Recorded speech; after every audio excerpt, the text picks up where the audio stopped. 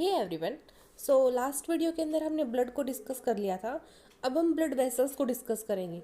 तो हमें पता है कि जो ब्लड होता है वो through out the body circulate करता है। तो वो थ्रू आउट द बॉडी किस में सर्कुलेट करता है? ब्लड वेसल्स में। ठीक है, तो ब्लड किस में होगा? ब्लड वेसल्स में होगा। फिर ब्लड वेसल्स के थ्रू ब्लड एक ऑर्गन से दूसरे ऑर्गन में जाएगा और एक ऑर्गन को दूसरे ऑर्गन के थ्रू कनेक्ट करके रखेगा। इसीलिए हम ब्लड को बोलते हैं कनेक्टिव टिश्यू। तो अब हम बात करते हैं ब्लड वेसल्स की। सबसे पहले देखो, जो सर्कुलेटरी सिस्टम होता है उसके अंदर 3 टाइप की ब्लड वेसल्स होती हैं। कौन कौन सी? आर्टरीज, कैपिलरीज और वेन्स। सबसे पहले देख लिया आर्टरीज क्या करती है कि जो आर्टरीज होती है वो हार्ट से ऑक्सीजनेटेड ब्लड लेंगी और कहाँ पे ऑक्सीजनेटेड ब्लड को डाल देंगी? सभी ऑर्गन्स में या फिर बॉडी टिश्यूज़ के अंदर। ठीक है, तो आर्टरीज ने क्या किया? हार्ट से ऑक्सीजनेटेड ब्लड लिया और बॉडी टिश्यू के अंदर या फिर ऑर्गन के अंदर ट्रांसफ़र कर दिया। अब हम देखते हैं कैपिलरीज क्या करती हैं। कैपिलरीज क्या करेंगी? जो बॉडी टिश्यू होती है और जो हार्ट होता है उसके अंदर, जो बॉडी टिश्यू के अंदर जो डीऑक्सीजनेटेड ब्लड होगा और जो आर्टरीज में जो ऑक्सीजनेटेड ब्लड आएगा उसको एक्सचेंज कर देंगी। कि जो बॉडी टिश्यू के अंदर तो ऑक्सीजनेटेड ब्लड को ट्रांसफ़र कर देंगी और जो डीऑक्सीजनेटेड ब्लड है वो किस में डाल देंगी? वीन्स में डाल देंगी। और जो वीन्स क्या करेंगी? फिर जो डीऑक्सीजनेटेड ब्लड होता है उसको वापस फिर से हार्ट में ले आएंगी। किसके अंदर?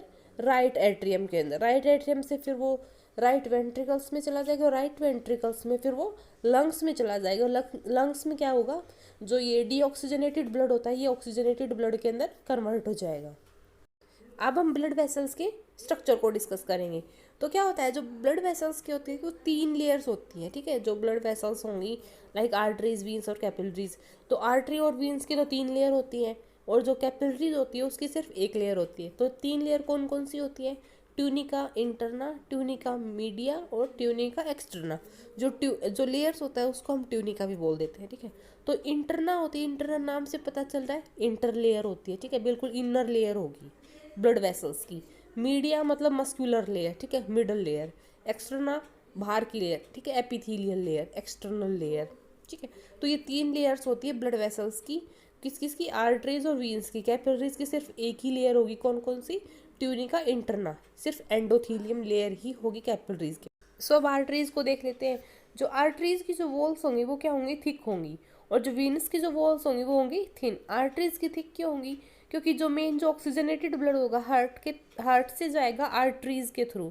ठीक है, तो उसकी वॉल्स इसीलिए थिक होंगी और इसी वजह से वो क्या करता है? ब्लड प्रेशर को मेंटेन करके रखता है। क्योंकि बहुत सारा ब्लड जाएगा और थिक इसकी जो वॉल्स होती है वो थिक होंगी तो उसके अंदर ब्लड प्रेशर भी क्या होगा? ज़्यादा होगा। ठीक है, तो आर्टरीज में अगर हम देखें तो ब्लड प्रेशर ज़्यादा होता है। तो फिर क्या होगा? फर्दर जो आर्टरीज होती है वो डिवाइड हो जाएंगे किसके अंदर? आर्ट्रियोल्स के अंदर फर्दर। ठीक है, और फिर जो आर्ट्रियोल्स है वो किस में जाएंगी? कैपिलरीज में जाएंगी। और फिर जो कैपिलरीज होती है उसके अंदर क्या होगा? ब्लड का एक्सचेंज होगा और जो डीऑक्सीजनेटेड ब्लड है वो किस में चला जाएगा? वेन्यूल्स में चला जाएगा। और फिर वेन्यूल्स ज्वाइन करके क्या बनवा लेगा? वीन्स बनवा लेगा। और वीन्स से फिर ब्लड किस में चला जाएगा? हार्ट में चला जाएगा वापस से डीऑक्सीजनेटेड ब्लड। तो जो वीन्स होती है उसकी जो वॉल्स होंगी वो कैसी होंगी? थिन होंगी। और इसी वजह से जो ब्लड प्रेशर होता है वीन्स में वो बिल्कुल लो होता है। अब हम देख लेते हैं कैपिलरीज को। कैपिलरीज क्या होते हैं? बिल्कुल नैरो होती है, माइक्रोस्कोपिक ट्यूब्स होती है और क्या होती है? सिर्फ 1 लेयर थिक होती है। ठीक है, ये 3 लेयर थिक नहीं होती, सिर्फ 1 लेयर थिक होती है। और जो ब्लड फ्लो रेट होता है कैपिलरीज के अंदर वो बिल्कुल ही लोवेस्ट होता है। और अब हम देखते हैं कि जो कैपिलरीज होती है वो एक नेटवर्क की फॉर्म में होती है, क्लस्टर के फॉर्म में प्रेजेंट होती है थ्रू आउट द बॉडी। क्या होता है कि अगर एक कैपिलरी से ब्लड फ्लो होगा दूसरी कैपिलरीज के अंदर वेंस के थ्रू, तो अगर ये सिस्टम होगा कि एक कैपिलरीज से ब्लड दूसरी कैपिलरीज में जा रहा है एक वेंस के थ्रू, तो उस वेंस को हम बोल देते हैं पोर्टल वेन।